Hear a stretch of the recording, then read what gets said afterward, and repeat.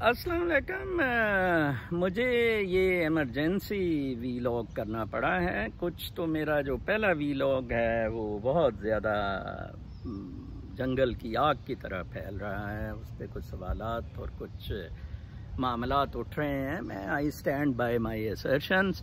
میں ذرا کریکٹ اس میں کر لوں کہ نفیس گوہر نفیس جو ڈی جی اینٹی کرپشن ہے، یہ اس کا کزن ہے اعجاز گوہر، اور لیک سٹی اس کا ہے، اور لیک سٹی میں اس کو بچانے کے لیے یہ 11 ایکڑ کا گھر گفٹ کر رہا ہے عثمان بزدار کو، بالکل اسی طرح جس طرح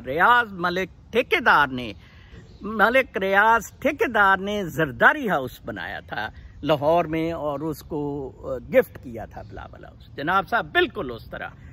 دوسرا خبر جو میں بھول گیا تھا، ایکچولی اس کی تصحیح نہیں، میں بھول گیا تھا۔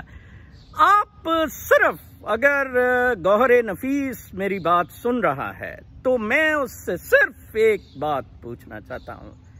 گوہر نفیس فرنٹ پہ تھا ماڈل ٹاؤن میں لڑکیاں پھڑکانے پر، فرنٹ پہ تھا گوہر نفیس ماڈل ٹاؤن کی لڑکیاں میسیکر پھڑکانے پر، ٹھیک ہے جی۔ تو وہ کس کے اشارے پہ نواز شریف کی حکومت گرانا چاہتا تھا؟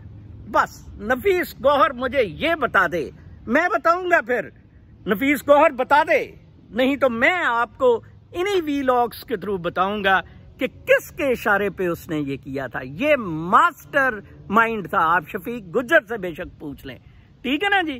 یہ بالکل سارے اور طاہر القادری ڈاکٹر توقیر کے پیچھے ہے۔ طاہر القادری اس کو پوسٹنگ نہیں دینے دے رہے، ڈاکٹر توقیر سے بھی بے شک آپ پوچھ لیں، لیکن طاہر القادری گوہر نفیس کا نام نہیں لے رہا کہ آپ نے اس گوہر نفیس کو کیسے ڈی جی اینٹی کرپشن لگایا ہوا ہے۔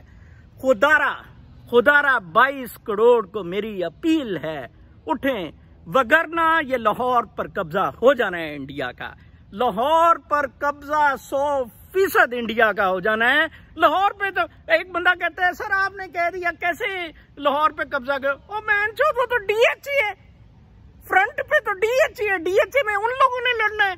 وہی تو وہ چپیڑ کے منہ والا سیف کہہ رہے ہیں کہ یہ مولویوں کو، ان ٹیررسٹ کو آگے رکھو تاکہ یہ فوج پیچھے سے پھر لڑے، ہیومن شیلڈ بن جائے۔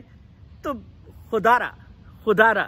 خدارہ اپنے آپ پر رحم کریں۔ ایک بندے نے میرے ویلاگ پر کہا، بڑا اچھا میرا ایڈمائرر ہے، صبح والے ویلاگ پہ پہلے پہ، کہ اللہ تعالیٰ رحم کرے۔ میں کہا جی جب آپ درخت کاٹ رہے ہوتے ہیں نا، درخت گرتا ہے، قدرت رحم نہیں کرتی ہوتی۔ شام تک کے لیے اجازت، اللہ نے کے بعد۔